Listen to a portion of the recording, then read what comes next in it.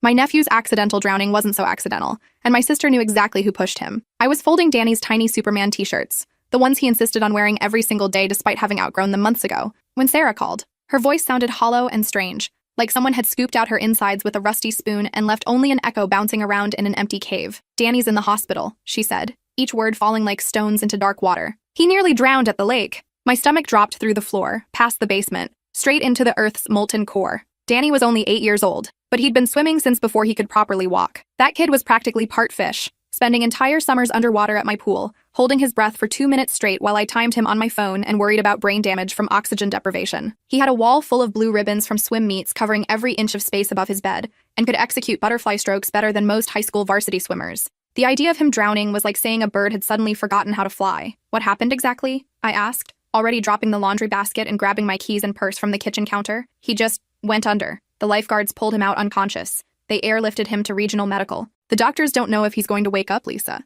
They're saying there might be brain damage." I drove the 43 minutes to Regional Medical Center in 28, my knuckles white against the steering wheel, running through every possible scenario in my head like a broken record. Heat stroke, sudden muscle cramp, some kind of seizure, allergic reaction to something in the water, but nothing made any logical sense. Danny was healthy as a horse, strong as an ox, and more comfortable in water than on dry land. He lived and breathed swimming. Sarah stood in the pediatric ICU waiting room, still wearing her wet red bikini covered by a thin hospital gown someone had draped over her shoulders. Mascara was streaked down her cheeks like black tears, and her blonde hair hung in damp, tangled ropes around her face. But something was fundamentally wrong with the entire picture she presented to the world. In all our 32 years as sisters, growing up in the same house, sharing the same bedroom until we were teenagers, I'd never seen her this composed during any kind of crisis. When our childhood golden retriever Max died of cancer, she sobbed for 2 solid weeks. Couldn't eat anything except saltine crackers, couldn't sleep more than an hour at a time without waking up screaming. When she broke her wrist falling off her bike in high school, she hyperventilated so badly in the emergency room that they had to put her on oxygen and sedate her with Valium just to get x-rays. Now, her only child, the absolute center of her entire universe, the kid she'd fought tooth and nail for in a bitter custody battle, was fighting for his life in a medically induced coma, with machines breathing for him, and she looked guilty. Terrified? Yes, but not in the way a mother should be terrified when her child is dying. This was the kind of terror that comes from knowing something you're not supposed to know, from carrying a secret that could destroy everything. "Where's Marcus?" I asked, referring to her boyfriend of exactly 6 months and 12 days. I knew the precise timeline because I'd been counting down the days, waiting for this relationship to implode spectacularly like all her others. "He had to leave for work. Emergency shift," she said, not meeting my eyes, staring instead at the motivational posters on the waiting room walls. "Someone called in sick at the last minute." That struck me as immediately and deeply suspicious. Marcus managed a Pizza Hut on the outskirts of our small town of Millfield, population 8,200 according to the welcome sign. What kind of pizza emergency couldn't wait when your girlfriend's child was drowning in a hospital bed with tubes down his throat and machines keeping him alive? "Sarah, I need you to tell me exactly what happened out there at the lake, every single detail." She stared at the polished linoleum floor, picking at her cuticles until they bled, a nervous habit she'd developed after our parents' messy divorce when we were 12 and 10 years old respectively. "I already told you everything. He went under the water and didn't come back up. Kids do that sometimes, right?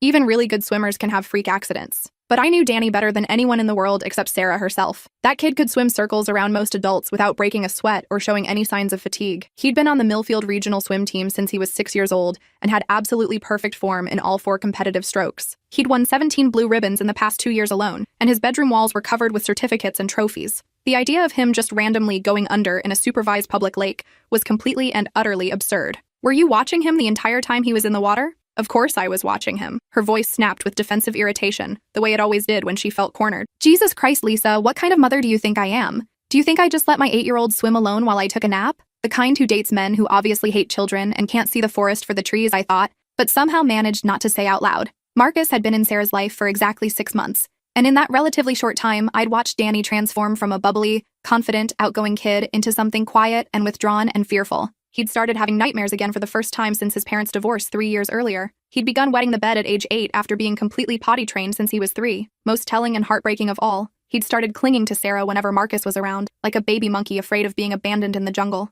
I tried to bring up my concerns with Sarah multiple times over the past few months, but she was so desperately lonely and emotionally fragile after her messy divorce from Danny's father that she refused to see any red flags waving in hurricane-force winds. Marcus was undeniably handsome, 6'2" with thick dark hair and the kind of dangerous, predatory smile that made otherwise intelligent women do catastrophically stupid things. He had charm when he wanted to use it, which was usually only when Sarah was around and never, ever when it was just him and Danny alone. The pediatric doctor emerged from the ICU 3 hours later, looking exhausted and grim. Dr. Martinez was a small woman in her 50s with kind eyes behind wire-rimmed glasses. Danny was stable but remained in the medically induced coma to prevent dangerous brain swelling. There was still a significant amount of water in his lungs despite the emergency room's aggressive treatment. Most concerning of all, there was visible bruising on his shoulders, upper arms, and the back of his neck. Bruising? I asked sharply, my nursing training from community college automatically kicking in. Could be from the rescue efforts, Dr. Martinez said very carefully, in the diplomatic way that doctors speak when they suspect something sinister but can't prove it legally. Sometimes the lifeguards and paramedics have to use considerable force to extract someone from water and perform emergency CPR. Sarah's face went completely white, like someone had drained every single drop of blood from her body. She gripped the back of a waiting room chair so hard that her knuckles turned the same ghostly color as her face. Can we see him now? She whispered through trembling lips. We followed Dr. Martinez down a sterile hallway lined with cheerful motivational posters featuring cartoon animals that felt grotesquely inappropriate given the circumstances. Danny looked impossibly small and fragile in the hospital bed, completely dwarfed by the forest of machines that beeped and hummed and kept him tethered to life. Tubes snaked into his nose and mouth like some kind of medical octopus, and his skin had a grayish pallor that made him look like a ghost. His lips were still faintly blue around the edges, and those bruises on his shoulders stood out like dark purple flowers against his pale skin. I studied them closely with my trained eye, drawing on everything I'd learned during my brief nursing career. These weren't the kind of bruises you'd get from a legitimate rescue operation. They were too specific, too purposeful, too perfectly symmetrical. They looked exactly like what you'd see if someone had grabbed an 8-year-old by the shoulders and held him underwater while he struggled and fought for his life. Sarah, I said quietly, keeping my voice level and controlled. Those bruises looked like someone grabbed him, hard, and held him down. The lifeguards would have grabbed him under the arms or around the chest for rescue breathing and CPR. These marks are on his shoulders and the back of his neck, like someone pushed him down from above and held him there while he tried to surface. Sarah's breathing became shallow and rapid, like she was having a panic attack. She kept glancing toward the door as if expecting someone to walk in and contradict everything I was saying, or maybe arrest her for something. I need some air, she said, practically running from the room like the building was on fire. I stayed with Danny for another 2 hours, holding his small, cold hand and promising him over and over that he was safe now, that Aunt Lisa was here, and nobody was ever going to hurt him again. Whatever had happened at Clearwater Lake, I was going to find out the truth, and I was going to make sure whoever was responsible paid the price. That night, after Sarah had gone home to shower and change clothes and pretend everything was normal, I drove the 30-minute route to Clearwater Lake. The park officially closed at sunset, but I knew the back entrance from our teenage years when Sarah and I would sneak in for midnight swimming parties with our high school friends. The place held too many good memories for something this dark and terrible to have happened here. I parked near the old maintenance shed that hadn't been used in years and walked the winding gravel path to the main swimming area. The August moon was nearly full, casting everything in silver light that made the perfectly still lake look like a mirror reflecting another world. During the day, this place would be crowded with families, children laughing and splashing, the smell of sunscreen and barbecue grills filling the air. Now it felt haunted and wrong. That's when I spotted them scattered near the picnic table closest to the water. Marcus's cigarette butts lying in the sand like evidence at a crime scene. Marlboro Reds, the same brand I'd seen him smoking in Sarah's driveway countless times over the past 6 months. But these were fresh, probably from yesterday, and several of them had bright red lipstick stains that definitely weren't Sarah's shade. She always wore soft pinks and corals that complemented her fair complexion. These were deep crimson, almost burgundy, like dried blood under moonlight. I crouched down and examined them more carefully. At least 6 cigarettes, all smoked down to the filter. That represented at least an hour of chain smoking, maybe more. Someone had been here for a significant amount of time, waiting or watching or planning something terrible. I checked the timeline in my head. Marcus had claimed he left the lake before Danny's accident because of a work emergency that required his immediate attention. But if that were true, why were there fresh cigarettes here from yesterday? And whose lipstick was on them? Sarah had been wearing nothing but chapstick when I arrived at the hospital. I took detailed photos with my phone from multiple angles, then continued searching the immediate area. Near the water's edge, partially buried in the coarse sand, I found something that made my blood turn to ice water: Danny's swimming goggles. The special prescription ones with the cartoon shark design that he never, ever went swimming without. He was too nearsighted to see clearly underwater without them, and Sarah had paid over $200 to have his exact prescription put into the special lenses. Why would Danny voluntarily take off his goggles? He was practically blind without them underwater, unable to navigate or orient himself properly. Those goggles were like a security blanket. They never left his face when he was swimming, not even in our backyard pool where he knew every inch by heart. Unless someone had deliberately pulled them off, someone who wanted to disorient him, make him panic and confused, make him easier to control and overpower. I carefully bagged both the goggles and several of the cigarette butts using tissues from my purse, then drove home with a sick, heavy feeling settling in my stomach like lead poisoning. I needed to know much more about Marcus's actual whereabouts yesterday, so I decided to do some investigating that probably wasn't entirely legal, but was definitely necessary for Danny's safety. The next morning, I called Pizza Hut where Marcus supposedly worked his management position. "Hi, this is Marcus Kellerman's girlfriend," I lied smoothly. using the fake sweet voice I'd perfected during my years working customer service jobs. He left his wallet at my place yesterday and I wanted to drop it off at work. What time does his shift start today? Marcus didn't work yesterday, the manager told me, sounding genuinely confused by my question. He called Tuesday morning, saying he had food poisoning and couldn't leave the bathroom. Haven't seen him since then, and he's not on the schedule today either. My heart started pounding against my ribs like a trapped bird trying to escape. Are you absolutely certain? He told me he had an emergency shift yesterday afternoon that he couldn't miss. Nope, definitely not. Poor guy was supposed to work a double shift on Tuesday but called in sick around 9 in the morning. Said he was throwing up every 20 minutes and couldn't function. I thanked him politely and hung up, my hands shaking as I immediately called Sarah. We need to talk right now, I said. Meet me at Rosie's Diner in 20 minutes. She agreed to meet me at the coffee shop downtown where we'd spent countless hours during high school, gossiping about boys and planning our futures that seemed so bright and full of possibility. Now we were about to discuss whether her boyfriend had attempted to murder her son in cold blood. Sarah looked like she'd aged 10 years overnight. Dark circles hung under her eyes like bruises. Her unwashed hair was pulled back in a messy ponytail secured with what looked like a rubber band, and she was wearing the same wrinkled clothes from yesterday. She wrapped her hands around her coffee cup like it was the only thing anchoring her to reality. I know Marcus wasn't at work yesterday, I said without any preamble. Watching her face carefully for tells, she stared out the window at the morning traffic for a long moment, watching cars full of normal people living normal lives.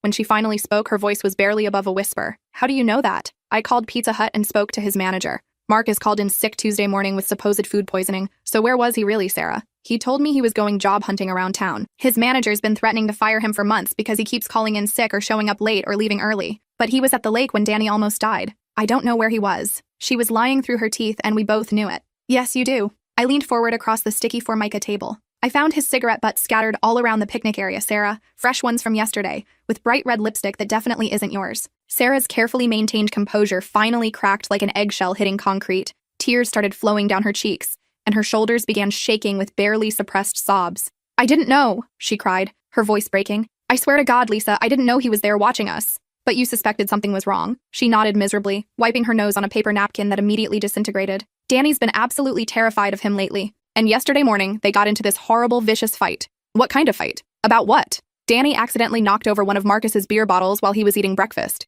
It rolled off the kitchen table and shattered on the tile floor. Marcus went absolutely ballistic, screaming about disrespectful little brats who don't understand that actions have serious consequences. My hands clenched into fists under the table. What exactly did he say to an 8-year-old? He said Danny was too comfortable, too spoiled, that he'd never learned what real fear felt like. He said maybe it was time for Danny to understand that actions have serious, permanent consequences that can't be undone. The pieces were clicking into place in my mind like a horrifying jigsaw puzzle, and I felt physically sick to my stomach. Sarah, did Marcus suggest going to the lake yesterday? Her face told me everything I needed to know before she even opened her mouth to speak. He said Danny had been acting bratty and disrespectful all week and needed to burn off some energy before he got completely out of control. He thought maybe if we took him swimming, got him really tired, he'd behave better for the rest of the day and stop being such a problem child. And then he mysteriously had to leave for a work emergency? He got a phone call right after we arrived at the lake. Said it was his manager, that someone had called in sick with the flu and he needed to cover an emergency shift immediately or he'd lose his job. But I knew the truth now. Marcus had orchestrated this entire thing like a chess master. He'd suggested the lake trip specifically,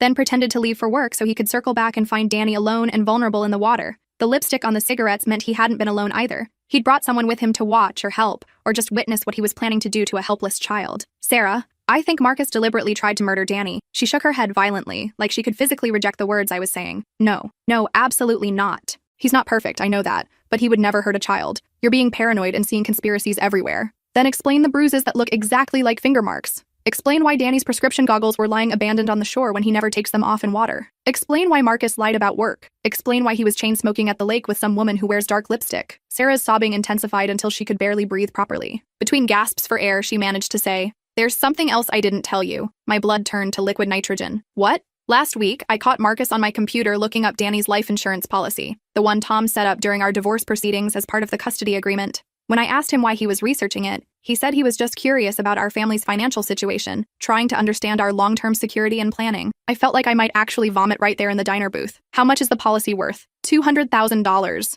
The number hung in the air between us like a death sentence written in neon lights. Sarah, you have to go to the police immediately. With what evidence? Some cigarette butts and a computer search? They'll say it's all circumstantial. Marcus is charming and manipulative. He'll convince them I'm just a hysterical single mother looking for someone to blame for a tragic accident. She was probably right. But I couldn't let this go. If Marcus had tried once and failed, he would absolutely try again. And next time, Danny might not be lucky enough to survive. There's another way, I said slowly. the plan forming in my mind as I spoke. We need to get him to confess on tape. Over the next 2 hours, we developed what was probably an illegal and definitely dangerous plan. Sarah would invite Marcus over for dinner that evening, tell him she was feeling completely overwhelmed by the hospital situation, and desperately needed his emotional support. While he was there, I would hide somewhere in the house with my phone recording everything. Sarah would carefully bring up Danny's accident and try to get Marcus talking about what really happened. What if he gets suspicious and realizes what we're doing? Sarah asked, her voice shaking with terror. Then we run like hell and call 911 immediately. But we have to try this, Sarah. It might be our only chance to get the truth and protect Danny. That evening, while Danny remained unconscious in the pediatric ICU fighting for his life, we put our dangerous plan into action. I arrived at Sarah's small ranch house early and positioned myself in her bedroom closet with my phone fully charged and set to record video. I had a reasonably clear view of the living room through the slightly cracked closet door. Marcus arrived precisely at 6 o'clock, bringing takeout Chinese food from Golden Dragon restaurant and a bottle of cheap red wine from the gas station. He seemed relaxed, almost cheerful, whistling softly under his breath, which made my skin crawl like I was covered in poisonous spiders. This was absolutely not the behavior of someone whose girlfriend's child was fighting for his life. "How's our little swimmer doing tonight?" he asked casually, not even attempting to sound genuinely concerned about Danny's condition. "Exactly the same," Sarah replied, her voice carefully controlled and neutral. "The doctors say it could be weeks or even months before we know if there's any permanent brain damage or cognitive impairment." Marcus nodded sympathetically and started unpacking the greasy takeout containers. "Kids are incredibly resilient, though. Especially tough little guys like Danny. He'll probably bounce back completely and be swimming competitively again before you know it." The casual, almost dismissive way he said it made me want to burst out of that closet and strangle him with my bare hands. Sarah poured wine for both of them, her hands shaking slightly, but not enough for him to notice. I keep replaying yesterday over and over in my mind, trying to remember every single detail of what happened. Why torture yourself like that? Freak accidents happen all the time, especially around water. There's absolutely nothing you could have done differently to prevent it. But that's exactly what I can't stop thinking about. Whether it really was just a random accident. Marcus paused with a forkful of lo mein halfway to his mouth, suddenly very still. "What do you mean by that exactly?" "Those bruises on Danny's shoulders and neck. Dr. Martinez said they looked like grip marks, like someone had grabbed him really hard and held him." I held my breath, watching Marcus's face through the crack in the closet door. For just a split second, his carefully maintained mask of concern slipped completely, and I saw something cold and calculating flash in his dark eyes. "Doctors see suspicious things everywhere these days," he said finally, his tone slightly sharper than before. "They're probably just trying to cover their own legal liability in case you decide to sue the lake or the lifeguard company for negligence." "Maybe you're right," Sarah said, playing her part absolutely perfectly. "But I also found out that you weren't actually at work yesterday when you said you were." Marcus set down his fork very slowly and deliberately. The temperature in the room seemed to drop 10 degrees, and I could feel the dangerous shift in his energy even from my hiding place. "Who told you that? Does it really matter? You lied to me, Marcus. My son nearly died yesterday, and you lied about where you were during the most terrifying moment of my entire life. I was looking for work, driving around to different restaurants and businesses submitting applications.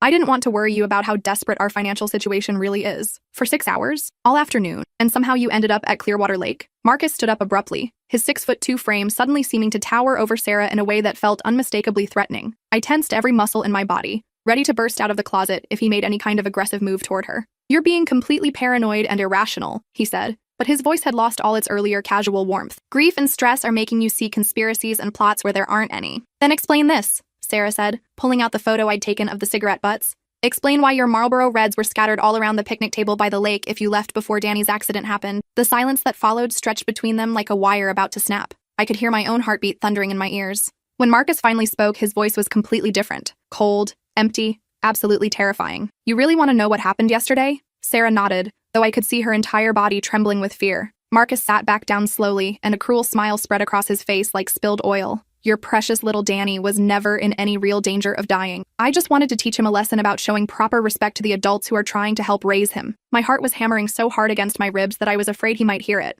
I made absolutely sure my phone was capturing every single word of his confession. "I waited until you went to the bathroom, then I quietly swam out to where he was playing with those ridiculous goggles." Kid was so absorbed in his stupid underwater games that he didn't even notice me approaching from behind. Sarah's face had gone completely pale, but somehow she managed to keep him talking. "What exactly did you do to him?" I grabbed him by the shoulders and pushed him down under the water, just for a few seconds initially, long enough to scare him properly, make him understand that there are real consequences when you disrespect someone who's trying to be a father figure. "A few seconds?" Sarah's voice cracked with horror. "He was unconscious when they pulled him out. He nearly died, Marcus. That part wasn't supposed to happen the way it did." For the first time, Marcus looked slightly uncertain, almost confused by his own actions. He started thrashing around much more violently than I expected, fighting me like some kind of wild animal. I had to hold him down longer than I originally planned to get him to stop struggling and learn his lesson. My vision tunneled with pure murderous rage. This absolute monster had held an 8-year-old child underwater until he lost consciousness. then calmly watched him nearly die while feeling no remorse whatsoever. So you just left him there to drown? I swam back to shore and hid in the woods to watch what would happen next.